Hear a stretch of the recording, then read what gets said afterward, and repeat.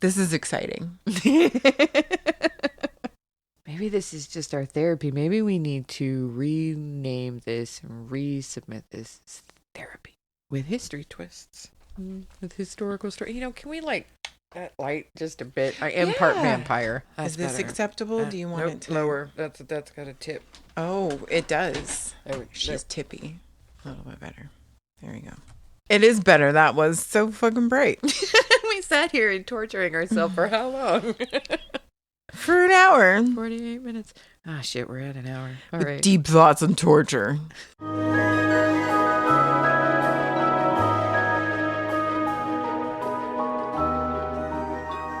Hello, everyone, and welcome to another episode of History's Uncharted. We're here to talk about what we have been talking about since last week, and that is the 100 Years' War and the French Civil War. And I am Shanna, your host. And with me, as always, is my amazing co-host, Cecilia. Hello, everybody. And how have you been this week? It's been a pretty all right week. I'm tired and exhausted. Preach. Yeah. Yeah. Life has just been kicking butt lately. But we're here today to talk about another chick whose life kicked her butt. Pretty hard. Just to recap, we are here talking about Joan of Arc. And last episode, we didn't even really get to meet Joan. No. It was an episode of stage setting, which is Cecilia's favorite. I love a good deep dive. I am always here for that. So I hope you guys enjoyed it. Yeah, because I'm going to tell you this little bit of a story. You have to understand the 12 chapters before it and the why, I think. Otherwise, what is the point? This is why we're here, is to understand the why. And just a really quick recap. I'm gonna really quick. We did the 100 Years' War, which was England, the King of England, thought he should also be the King of France. Right. France didn't agree with that. And we went through how many? A bunch. All the Henrys, all the Charleses. Yes, a number of dudes. From 3 to 50.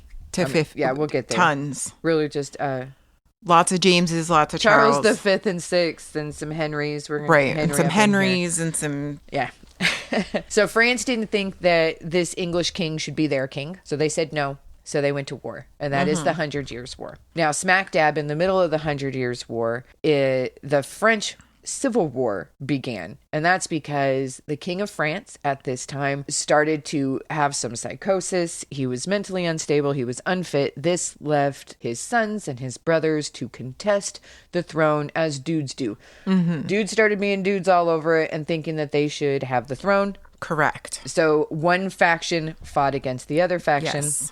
The Burgundians and the Armagnacs. And this is the French Civil War.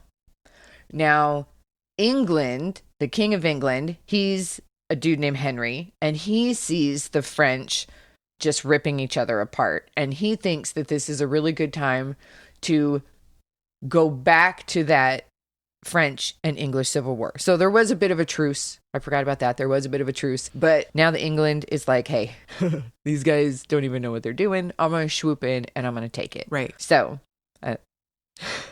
I know we're getting to the lady. This is a lot. Okay. It's a lot. But you got to understand why the people rallied around this young girl. Yeah. Why this small peasant teenager could take a global stage in the middle of a war and convince men to wage war and change the history of two countries. It's just insane. So you just got to understand why this could even happen. Otherwise, they would just be like, get out of here, stupid little girl. No, she's there. She's saying, we're going to end this war. We are going to finish this. And this is how we're going to do it. And the they people listen to her. Are into this because they have literally been suffering with these rich men saying, I'm going to do it this way. No, I'm going to do it this way. We're going to do it that way. This is mine. It's mine. No, that belongs mine. to me. This should be kill mine. You for that. Right. They're literally dilly-dallying with these people's lives. Yeah. And they're tired, they're exhausted. And then Joan says, let's do it this way. Man, can we, Yeah. Let's see what's fix happening. it. Let's see what's going to happen. Right. Let's do something.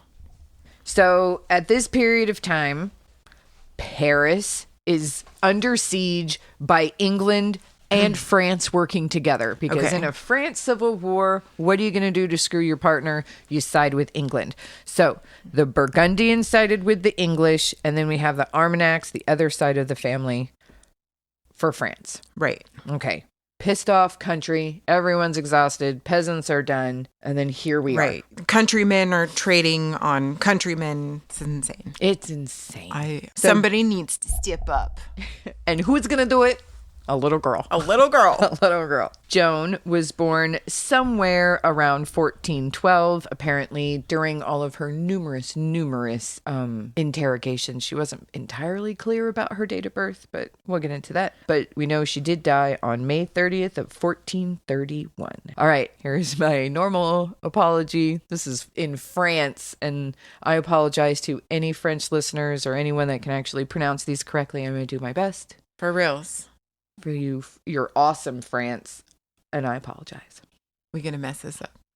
I'm not gonna try to. So Joan of Ark was born around 1412 in Domremy. It was a small little village in the northeast of France. Her parents are Jacques d'Arc and Isabella Romay. Joan apparently had 3 brothers and a sister. So kind of a large family, peasant stock, lives on a farm. He was a farmer. He had about 50 acres of land. Okay. Yeah, so he was actually a village official. He would help collect taxes. Sometimes they had like a local watch because they didn't have police as we know it back then. So he had a significant role in the community. They were middle class, peasant, lower middle peasant.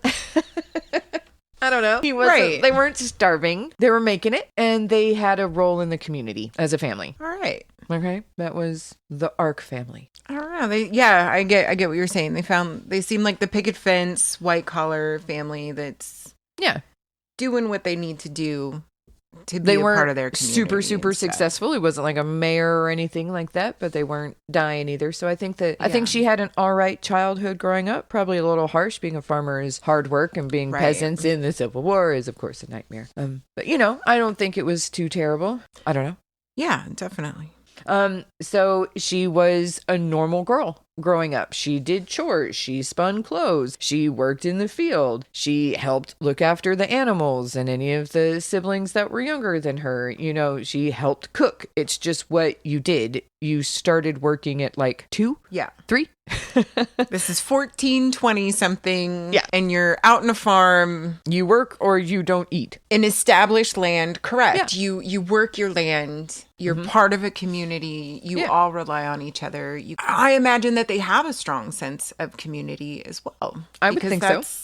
Really, you guys share your wealth so that you guys can all survive. Yeah. It's intense. She didn't go to a school. I don't know if the village had a school or not, but she was homeschooled, especially for like her religious education. This is going to come up a lot because Joan of Arc is a very religious, significant person. Right. So you think that it's unlikely there was a church in their village? Oh, there was definitely a church in her village, but her mom took the role of educating her at home. Right. She was homeschooled. Okay. We're learning the basics of to continue to work on the farm. Yeah. I mean, I would think that everyone around that part is like homeschooled like that. Like business and stuff I get what you're saying. But that there was still like a church that everybody went to like on Sunday for worship and stuff. It's just that these things are thrown in her face later because she wasn't trained professionally in an ecclesiastic school. She learned about God from her mother. Okay, I get what you're saying. She's not a professional. She's a peasant. The book and the word of her mother being far less superior than it being read from the lips of a man. Of a man who was educated by other men. That's fair. We're not going to have a lot of male listeners. We're going to... Hey, the ones we do... You're awesome. You're and we amazing. Appreciate you. And knowing your truth of your past, man. Right. Thanks for listening to us hate on men often. So normally little village girls would take the names of their mothers, like the maiden names of their mothers. So that would be like Rame or whatever. What was it? Yeah, Rame. I'm still saying that wrong and I'm sorry. Okay, super interesting. Yeah, so she should be Joan Rome, but we're not. We remember her as Joan of Ark because that's her dad's last name, Jock Art. But when she was in her real life, tromping around, doing the things that we're about to talk about, she was known as the Maid. She was known as Jean la Pucelle, or just the Maid. So like the girl, the maid, she was not known as Joan of Arc or Joan of Rome in her contemporary time. And we did not, even though it was customary in their time to refer to her as Joan Rome, we do not appreciate that. We do the patriarchal Joan of Arc. Right. That's how we know her. Most of the stories that were written about her, there are some contemporary things, but generally she became revered 100 plus years after her death. Yeah. So people put their own spin on what they wanted to pull from her story to suit their own needs. Correct. So when the story of Joan to be like a hero from the past to come up, they made her what they wanted to. Isn't that absolutely wild? Again, it just drives home that concept that like history is written by a random dude. For what reals, you know how is written by some person. How some person contextualized an event, a historical event, 100 years before that. 1,000 years before I that. just dig it. I think that's the coolest thing, that she is Joan of Arc because of how some person internalized her 100 years later. Yeah. And decided that this is the tale of. Yeah. That's wild to me. Cool. And everyone knew of her in her time. In France, she was and England, she was huge. So she was probably known all over the place. But as the maid. As the maid. Yeah. Joan the maid. Yeah. That's just the coolest. Yeah. I dig it. So until like 13, she was indistinguishable sorry guys. She got me this cider again. Woo! It makes our cheeks so rosy. So again, up until the age of about 13, she could have been indistinguishable from other little girls. It was around this time that she begins to see these visions and have these visitations. Okay. Yeah. Just randomly out of nowhere? Yeah. They think. I mean, there's not like this story that she was hit on the head or almost drowned in the river or suffered some traumatic event that have, made her start seeing things. Right. Like we've seen the movies where she witnessed like these horrible acts, and these things never actually really happen. Oh, come on now. She's witnessing horrible acts. Yes. Your villages are being destroyed. Your neighboring villages are being destroyed. People are being hung for treason. She's seeing people executed. They see corpses on a daily basis, probably. Well, that's exciting. Like, this is, I feel like it's very Game of Thrones, because you got to remember this is the time frame that they're representing, even though that is the War of the Roses, but it is still the same time frame, right, where the peasants are screwed, traumatized. Okay, so I take that back. Yeah. So I'm sorry. She's they still a peasant. Yeah. She's still seeing horrific things happening amongst her community. They're closer to death than we are. Yeah, that's true. She slaughtered a pig by the age of 6. I'm sure. I'm just going to say, when you're plucking chickens at 3. This is true. You live in a different world than what we live in. Yes. You're not burying bodies in video games. You're burying grandma in real life. Yeah. You're doing that. Yeah, you're preparing the body because Correct. You don't have a morgue and a funeral home and you don't do this. It's all here. So we don't really understand what these people really went through. All we can do is talk about it and think about it and give our opinions about it. Mm-hmm. And that's as good as we can do, and that's why we're here. For real. So around 1425, she's 13. She starts seeing St. Michael, St. Margaret, and St. Catherine, which I thought was super hilarious, because if you are diehard listeners, which I hope you all are. Or if you're not, please go back and check out our torture and execution episodes, because Catherine is Saint Catherine, who was supposed to be broken on the wheel, but she wasn't. And it's called the Catherine Wheel after her because of that. So that's fucked up. Yeah. Well, that's one of the saints that she sees. So she sees Saint Michael and Saint Catherine and Saint Margaret throughout the rest of her life, and she has these conversations. What's this face? I just love that she's become a saint. Face. She's a saint. I just dig that. I'm sorry. I forgot this. I forgot the story. It's been a minute. Remember her dad was a dick, turned her in. Yeah. Just insane. I love that she's a saint. Oh, she was a saint. Yeah.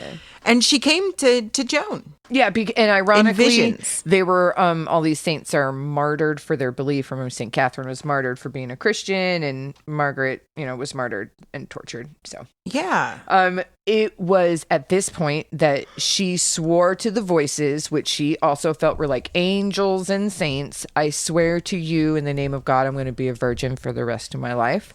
So that's a big deal moving forward as well. Hell yeah, Joan. I mean, dudes of that age, don't blame you. Yeah, so she's basically committing that she's never going to get married. She's never going to have kids. She is going to live only in the name of God and be a virgin for the church. And that was very common. You were either going to get married and make babies, and this was your lot in life, or you were going to go and get married to God and be with the church. I'd probably go do that. I don't know. I really enjoy my solitude. I would undercover that for real. I would be dancing my naked pagan ass out in the woods and baking bread during the day. Always goes out on the full moons. We hear some weird noises. But she makes a banging bread. We just know she's talking to God. Which God? We don't know. But, All of them. Whatever. So, of course, these saints and angels and stuff, they always advised her, be good, go to church, do what you're supposed to do. And then they started speaking about the great misery of France, because France is being torn apart in this horrific civil war, and they're tired of it. So they give her a mission, okay? Okay. Dun, dun. But what, folks, is that mission going to be? So they told her that she, sweet peasant 13-year-old girl, needed to go to the King of France, who was Charles the Seventh. One of them Charles. Yeah, 6 or 7. I think it's 6. I think that's a typo. It's Charles the 6th. She had to go. Oh no, it is the 7th because 6th was crazy. Mm-hmm. Sorry. I mean, when you have how many Charles? Too many. Says how many are there now? And how many ciders? Says I should trust my research. It's the 7th. The 7th. I didn't type out. I brain dode right now. So when I say she stated or she said, or it's because what we know about her is also written down from all of her numerous interrogations that this poor teenager had to endure. And so she said that, she often heard these voices in her head after the church bells rang, which I wonder if that's like migraine inducing maybe. Ooh. How close was she to the church bells? But also, let's think about how, like in modern days, they will play tones like and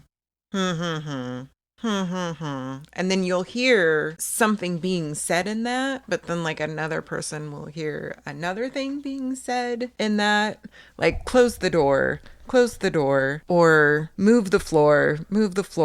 Right. It just changes based on what you're already primed to be hearing.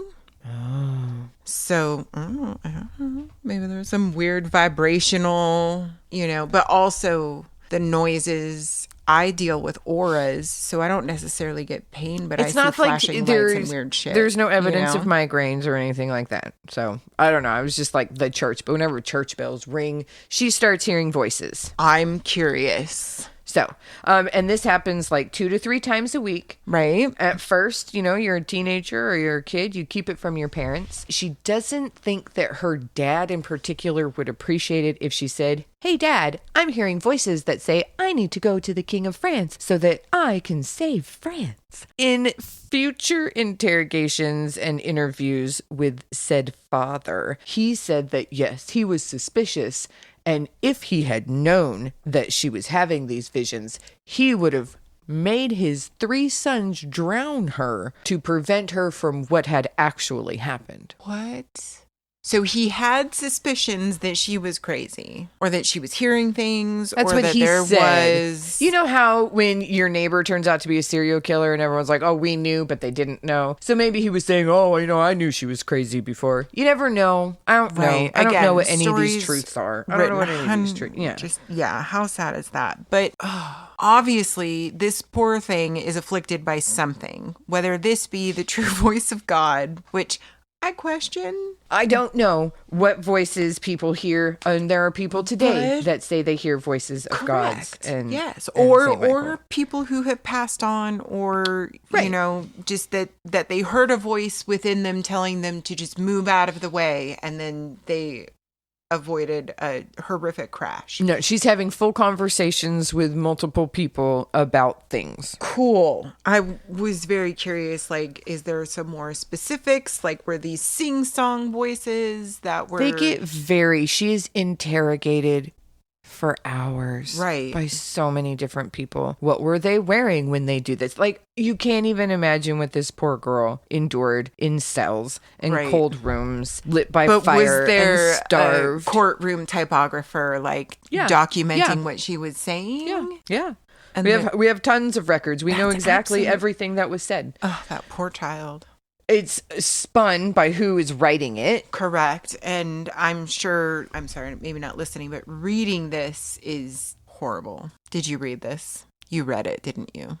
Oh, yeah. I'm so sorry. And I did the best I could so that I could try to convey it to you guys. That's wild. So she had full-on conversations. Yeah. That's absolutely insane. Being able to interact visions, with them and asking these yes, questions. They would sit next to her. Them. She would sit with them on her bed at night, and they would bring her comfort. And she would ask them, "What do I do? Tell me what God wants me to do." And they would say, wild. "This is what God wants you to do." And she's very, very specific, and she's very sure and certain, and she never wavers. Right. Which pisses them off so much. I get that. And also there are people that say that they are experiencing that to this day. So definitely this continues on through our history that we have people that have mental issues and psychosis. Yes. Or I don't know enough to diagnose it, but that there is something diagnosable potentially. Multiple people and her visions. Multiple psychiatrists have used Joan of Ark as their master's and doctorate theses to graduate. Yes, she has been thought of a lot in the past lot of 100 years. I'm sure. That would be really interesting to read those. Especially in the past 50, 60 years with women's studies coming up and, really. So a lot of people have thought about her. I'd love to talked about her. Read some women's opinions. There's a lot out there on that. That would be cool to read. Yeah. Go Google it, ladies. It's out there. It exists. It's all out there. They break it down for you. So apparently in France, there was a prophecy. You got to remember, this is the 1400s. This is how people rolled. Right now, we would probably do I don't know, what would we equate a prophecy today? Some sort of Twitter saying, or I don't know. We hold prophecies, truths to be true. I don't know. Well, anyway, they believed that France would be destroyed by a woman and then rebuilt by a woman. So to have that as a prophecy, now they're backdating a prophecy to when Joan is needed and when they need to support Joan's claim. So they've got this prophecy. So if you have her to rebuild, then you have to have a woman that destroys it. Okay. So they pick the queen, Because remember, the queen was sleeping with the king's brother, and most of the children were probably his, the Duke of Orleans. Everyone remembers. Oh, yes. Which puts into question the current King Charles. Is he really Charles's son? Is he really his brother's son? So the Burgundians were able to use this as a platform to say, well, he's not even a legitimate king anyway. Correct. So I should be king. And here sets the platform of a woman has destroyed. Yes. A whore. Yeah. And somehow we need to find some woman. The virgin that's going to bring it all back. Yep. So now this thought is in the country's mind, and now they need the woman to plug in to play the role of this virgin hero. Super fun. So they pick this child who is diagnosable and has visions of needing to help France. Yeah. And there's a vacuum, and she is the thing to plug it up. Cool. Yeah. Whoa, Joan. Yeah. So she doesn't think that she's going to get the support that she needs at home from her dad. And women really don't count for anything in the world. So she goes to her uncle. May 1428, she asks her uncle to escort her to this dude. Oh, I'm so sorry. Robert de Baudricourt. Okay. So he's going to go to this dude because he's like a knight. He's a lord. He is the closest to the king that she can think of. The first step, right? So, excuse me, Lord, I need you to take me to the king because I'm going to help him save France. This 16-year-old girl. This is all she says to these big, huge, tall, dirty, right, chainmailed, gross men. Hi, sir. 16-year-old girl. Excuse me. Will you take me to the king? Mm-hmm. I'm going to help him save France. Yeah, God told me so. God, that's right. That's right. God told me I'm here to save France. And so, I mean, they slam the door in her face. I would be inclined to giggle or laugh, I'm sure. He actually says, hey, uncle, you need to take her home and beat her. Oh. Because that's what you do to stupid little girls. In that time it is. All right, so she doesn't give up, right? She keeps staying there and she keeps harassing them and trying to get an audience with this Robert dude to convince Robert to then go to the king to convince him to see her, right? Okay. So it's a thing. You can't just go to the king. So now we're in June 1428. The English are going crazy with French help. The Burgundians are with the English. So French on French and English on French. Okay. They're going crazy. They hit her village. All right. The English take it out. Everyone in her village grabs whatever possessions they can and they run to the closest fortified place, which is a couple miles down the road, right? Okay. It's what you do. You take whatever you can, whatever animals, whatever you can, and you go to the fortified walled city. Right. After everything calms down and the soldiers have done what they're going to do and go away, they go back to their village. Everything's gone. They've burned everything, even the church, all the way to the ground. Yeah, because what they do is gross, guys. Yeah, they do. But you run behind the walled cities or you're get razed to the ground as well. In various different ways. It's gross. She is pissed. Obviously. It does take a bit of time. You know, she's got to help rebuild her life and stuff. But by January 1429, this takes a while, guys. We're going to jump. Mm-hmm. We're going to do some jumps. Otherwise, we literally would be here. It does. I mean, we really do, guys. Like, it has to move or we're never going to get anywhere. But also history moves at a snail's pace, my friends. It's so different now that we are all connected via the interwebs. So different back then. Yeah, it took forever to do anything. Yeah, everything was by pigeon, if you're lucky. So 1429, she goes back to this Lord Robert, right? It's like, come on, man. God sent me. This can't keep happening. We're tired of this. Everyone's tired of this. The people need me. God sent me. Seriously. You need to get me to the king. Yes. Now. I'm the virgin. I am the virgin. Me. It's me. Hi. Get me where I need to go, guys. Robert's like, you know what?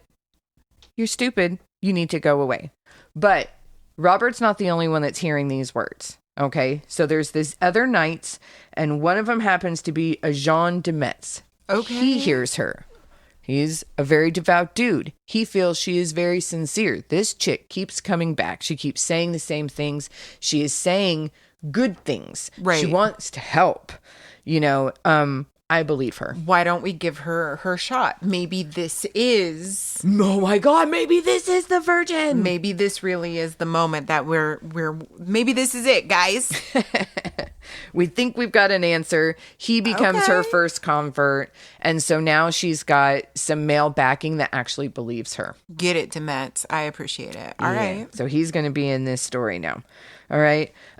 So it is at this point, while she is on the road to go see the king with a very small group of armed men, that they realize that her being in a dress and her looking like a woman is not as easy as walking around in trousers, getting on and off of horses, having to chop firewood and do all of the things that you need to do. It's not easy to do in a dress. But also you're traveling with a woman. Like that can be problematic itself. It can. They're also big burly soldiers. Right. That I don't think many would question until they get to more big burly soldiers. Right. Yeah. So she starts dressing like a dude. I dig that for her. It makes sense. I mean, you're on the road, you're with a bunch of dudes, it's less questions. We are just now getting pockets in our dresses. I mean, she didn't have pockets. That's some shenanigans. Not to say that, did they have pockets in their little trousers, do you think? No. Back then? No. No, I don't think so. No. They had satchels. Yeah. Their clothing was very simple. So that they could tie it into pouches and layers. Satchels and several layers to accommodate. They only had certain pairs. I dig that. Yeah. One day when I get old, that's my goal. I'm gonna dress in a lot of peasant dresses with capes and aprons.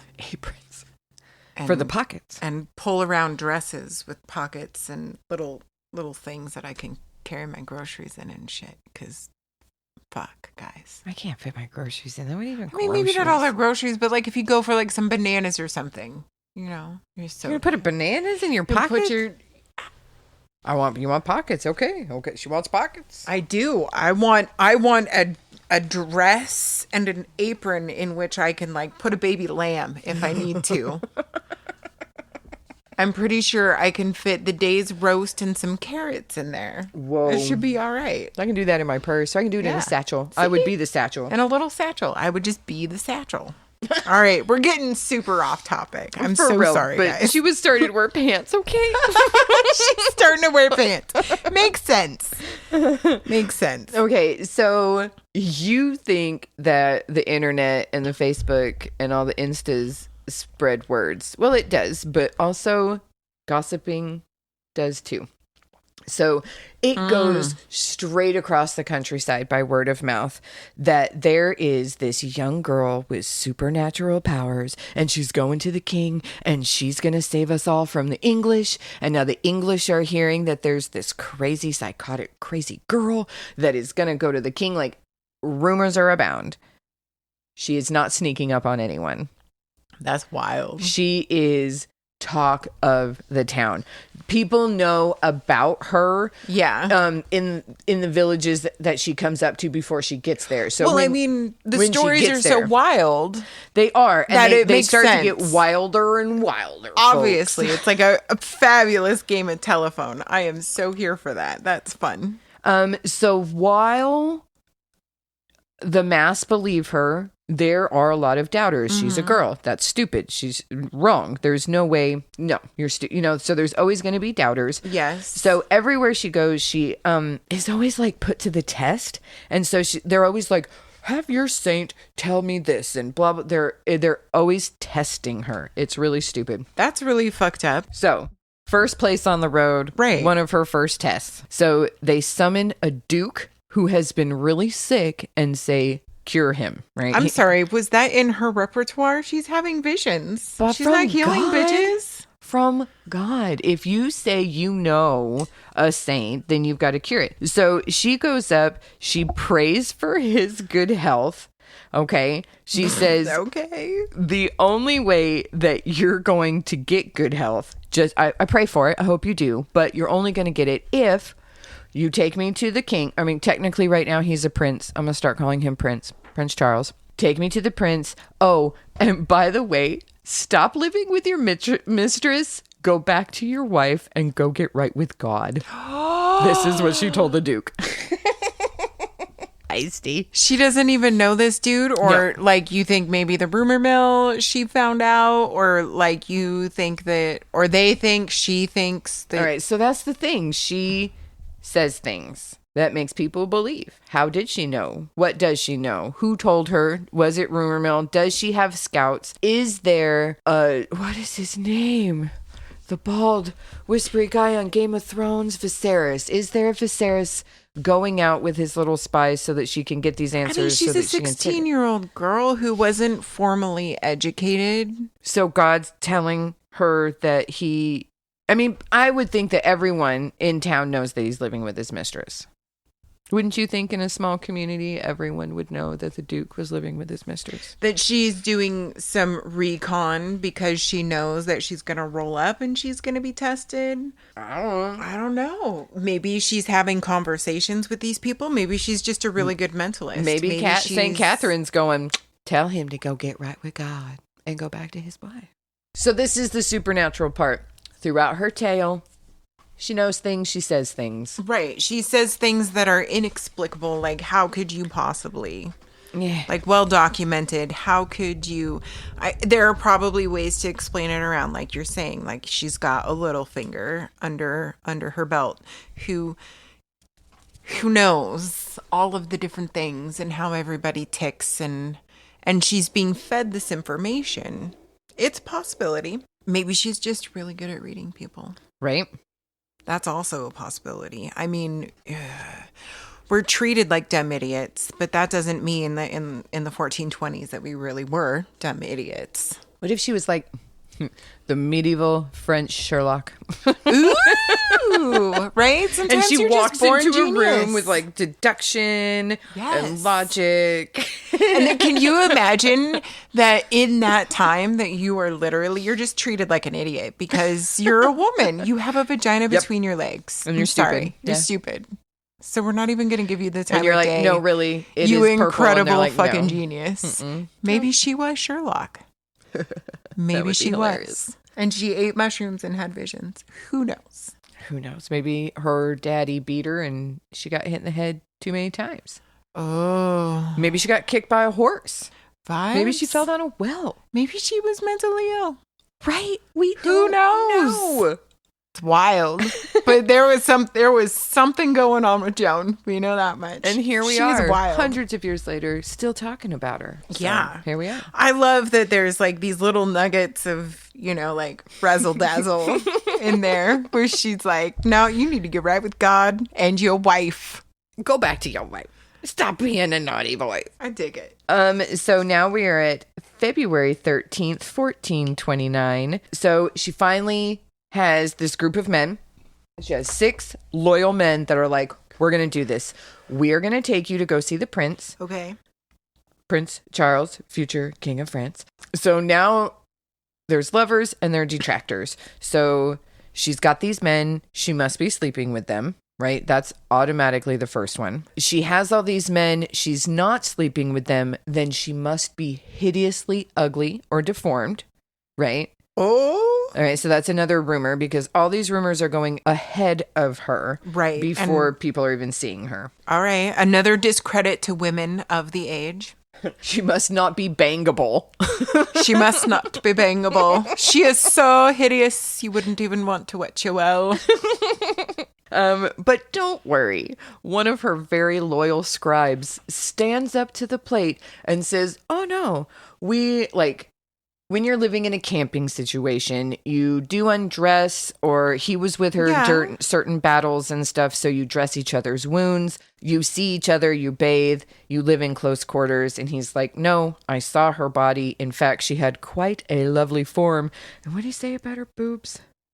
Well-formed breasts.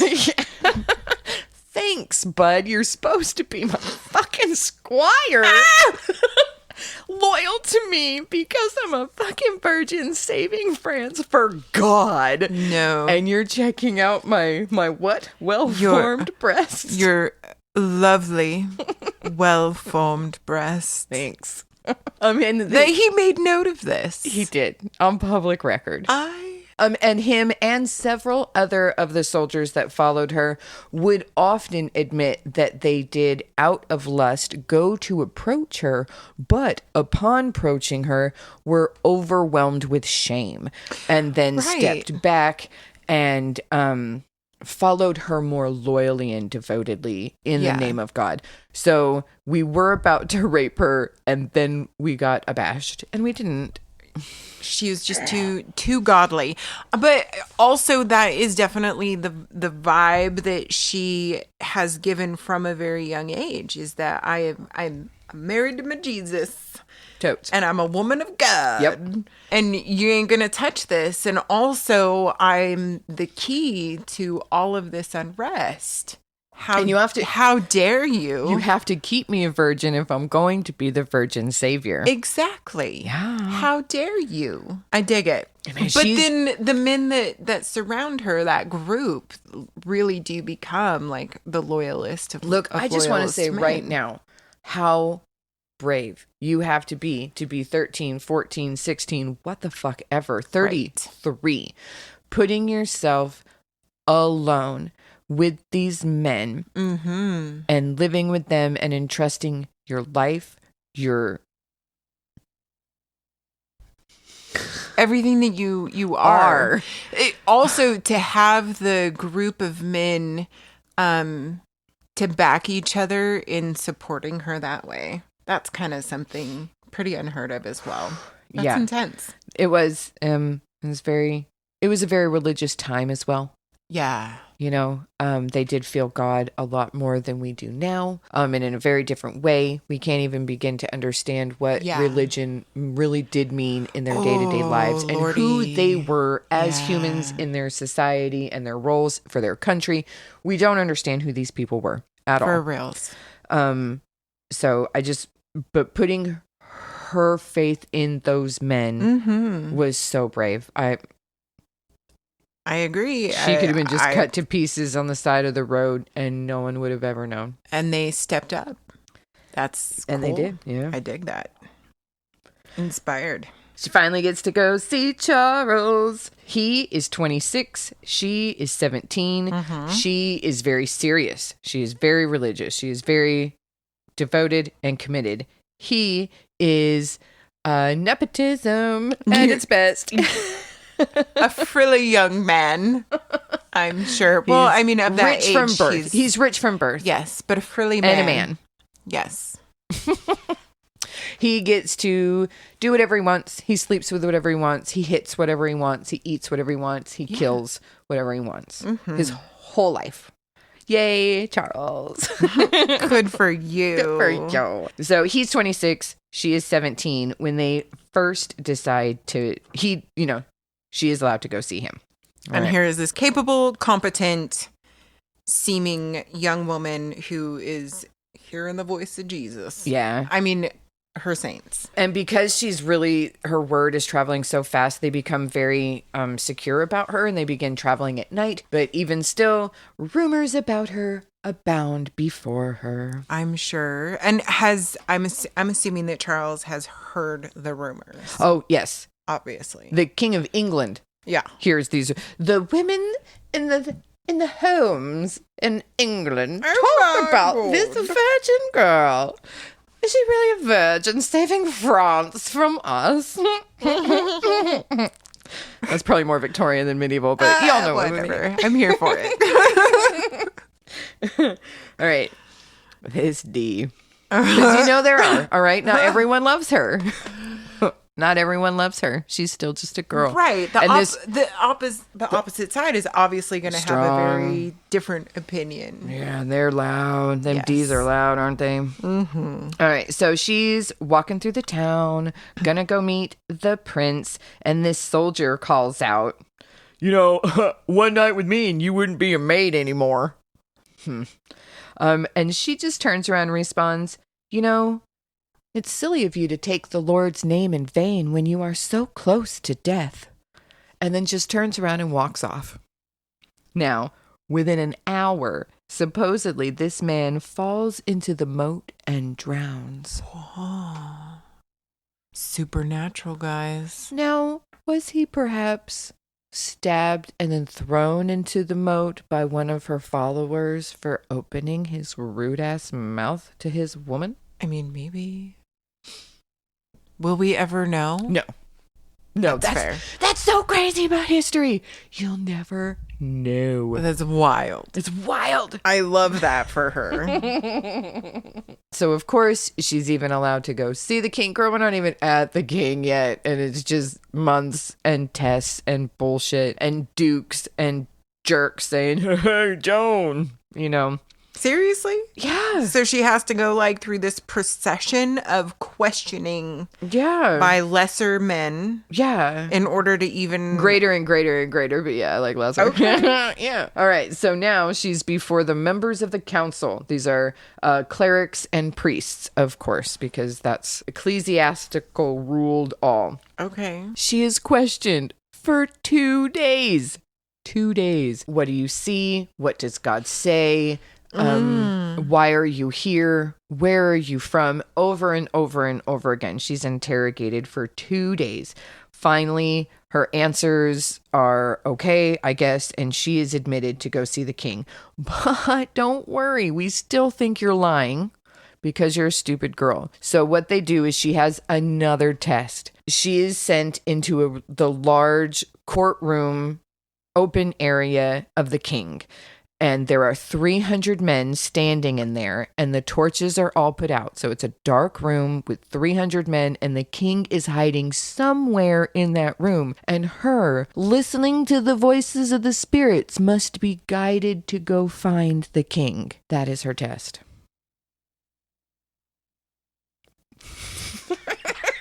What? 2 days in of a dimly interrogations. lit room after 2 days of interrogation. Go she find a has dude to- you've never seen before. in a room of 300, all probably wearing their are they wearing their Probably knightly helmets? Probably and they're all stuff? covered. Their all faces are all covered, and it's not so y'all know what Prince Henry looks like now, and you know what King Charles looks like now because we have all these pictures of them. There is no pictures back then. She doesn't know what this man looks like. Right. And what they do paint is not always accurate. Right. Not like she's seeing any of this. So, shocker, the spirits and the heavenly voices guide her directly to the king. Okay. Prince. Sorry, we're going to say Prince. And all were impressed. So how did she do that, Miss Supernatural? Listen, that's wild to me. I don't know. There are people out there in the world today that pull things that they shouldn't know out of the air. Okay? That, though? That's it. It's wild. It's wild. I'm pretty sure the only reason that I was able to name what song was going to be next on the radio is because that I understood the algorithm without understanding the algorithm and was able to just be like, obviously this is going to be the next song. And boom! There it was. You see The Matrix. I don't. I don't know what song's coming up next. I know I'm not going to like it. I don't know. I know most likely I'm not going to like it. Is it why I wipe up the laundry soap with my clothes after I spill it? Yeah, dude, that blew my mind. I don't know. I appreciate it. People that It's a use their secret. bread to clean up spills like with their peanut butter and stuff. I see that too. Yeah. The people that eat their tacos over the shell so it makes the other taco from the drippings. Mm-hmm. I don't I drip do that with much. my soft tacos. I don't drip that much. It all goes in. I don't mess around with my tacos. I don't know. It depends on the taco. They're all homemade for us, and we're having tacos tonight. Oh. Taco Saturday. I think we're having barbecue chicken pizzas on Oh, God, you English suck. muffins. Can you please stop fucking telling? I can tell you all day long and you're never allowed to tell me. Never allowed. You people don't even understand. You could say, we're having shit on toast and it will taste better than anything you're eating right now. It doesn't even matter. It doesn't even matter. I did grow up literally eating something that is called shit on a shingle. Have you ever had it? It's like the toast with beans on it, isn't it? Mine was ground beef with white gravy on toast. For my grandma, it was toast buttered with oatmeal on it. Cooked oatmeal. We did that with grits too. Yeah. Yeah. I don't know. I was a big fan of the buttered cinnamon toast. Oh, that gets you. That gets me right now. That gets me. Just I can feel it and crunch it in my mouth, all that butter. That might be what we have for dessert tonight. Like, if I'm telling the truth. What I've told you repeatedly, you're not allowed to tell me what you're eating. sorry. It's bad enough. I have to fucking smell it. I'm sorry. I do it all. No, I don't care what it is. She can say, this is caterpillars with the leaves from my yard, and it will still taste better than anything you guys are eating right now. For reals. You have no idea. I don't know. You want to talk about sorcery? Poor Joan was burned as a witch. This bitch is witch. She's a witch. I'm a kitchen witch. I do. I don't know. I'm pretty sure it's the hours of Iron Chef when I was 7 years old. Just Do you know how many cooking shows I've watched? And it's nothing. Nothing. I was just mesmerized. You're magic. I was obsessed. I'm obsessed about Joan. Okay, back to Joan. Anyway, she's like, okay, so now I've proven myself. You need to believe me. You need to give me a bunch of soldiers and horses and weapons and money, and you need to let me go and win back your country. I'm going to go win back France for France in your name, in God's name. You need to do this. Let's do this, buddy. And he goes, I don't know. You're still a girl. And she's like, okay. It's a big deal. It's a big deal. I think that's so funny. Well, I mean, it's more or less because she's like, give me all of these resources and let me go do this. Yeah.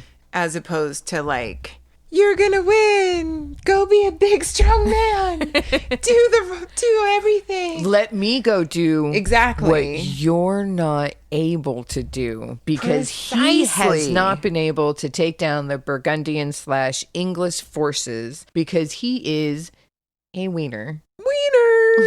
Okay, well, this is super exciting, and I can't wait to come back for the third episode where we get into his response. Yeah. Is he going to give her soldiers? Right? Is he not? Is he going to kill her? What's going to happen? Where's he going to go with this? This is really exciting. She picked him out of a room of 300 knights. She did. And that's not enough to convince this wiener? Okay, I just really want to throw this out there.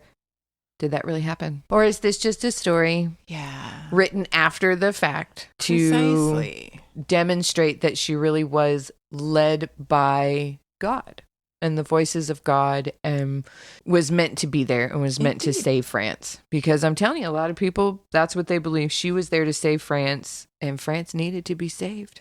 That's out of control. She's super cool, and I just really dig her. I think she was a fun topic. Yeah, she's a super fun topic. It's interesting to see if you're just right at that right slice of life, right at that right slice of moment, to have such an impact on history as a nobody. Yeah, as someone like 3 years, so 29 to 31. Yeah. 3 years, and we are still talking about her going, what the heck, man? Exactly. And we're going to talk about her for probably the at next least 2 100 more years. episodes. And I'm super, super excited about it. And I hope you guys are buckled in for the rest of this ride. And thank you again so much for staying with us. And we hope you continue on to the next one. And then whoever knows what happens after that. We got a lot of fun stuff in store coming up for future episodes. So heck yeah. Thank you again. And, happy Memorial Day. Happy Memorial Day. Bye. I won't even be published. No, but we can still say it. It's fine. Oh, true that. We can say whatever the fuck we want. Woo!